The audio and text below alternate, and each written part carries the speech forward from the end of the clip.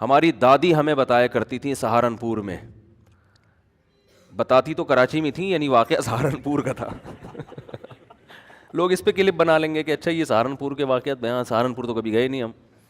تو بتاتی تھی ہمارے، کیونکہ ہم بڑے لینڈ لارڈ تھے، ہمارے دادا اور دادی وغیرہ یہ خاندان بہت زمیندار تھے نا، تو وہ بتاتی تھی جتنا کوئی مالدار ہوتا تھا ان عورتوں کا پردہ اتنا ہی زیادہ، کیونکہ عزت کی علامت تھی نا پردہ. تو غریب خاندانوں میں اتنا سخت پردہ نہیں تھا، مالدار خاندانوں میں بہت زیادہ پردہ تھا، یعنی وہ تو عزت کی علامت سمجھا جاتا تھا. جیسے عربوں میں بھی پہلے جو بادشاہ ہوا کرتے تھے ان کی عورتوں کو دیکھنا ممکن نہیں تھا.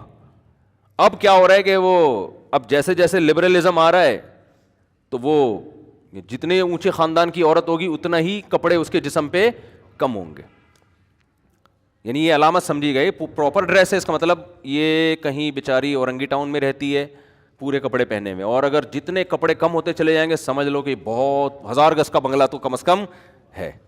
بنگلے کا سائز جیسے جیسے بڑھے گا کپڑے کا سائز اسی حساب سے چھوٹا ہو.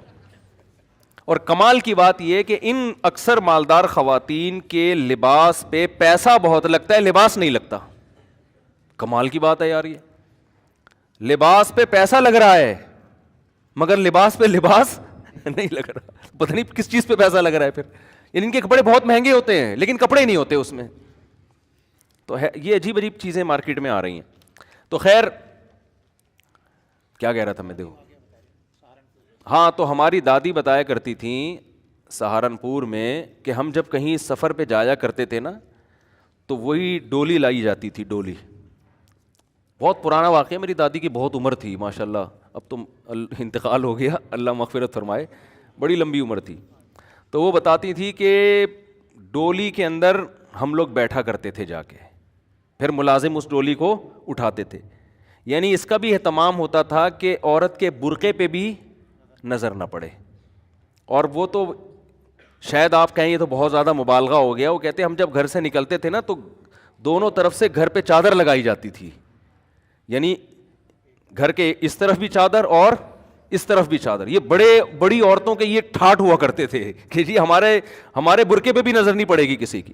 اور اس طرح کا پردہ بعض صحابیات سے بھی ثابت ہے جن کو المخدرات کہا جاتا ہے، اور نبی صلی اللہ علیہ وسلم نے ان پہ نکیر نہیں کی. حدیث میں آتا ہے نا عید کے دن نماز پڑھنے آئیں جو مخدرات ہیں وہ بھی آئیں، یعنی وہ عورتیں جن کے لباس بھی کسی کو نظر نہیں آتا، تو ان کو بھی نبی نے ترغیب دی کہ عید کے دن نماز پڑھنے کے لیے آئیں.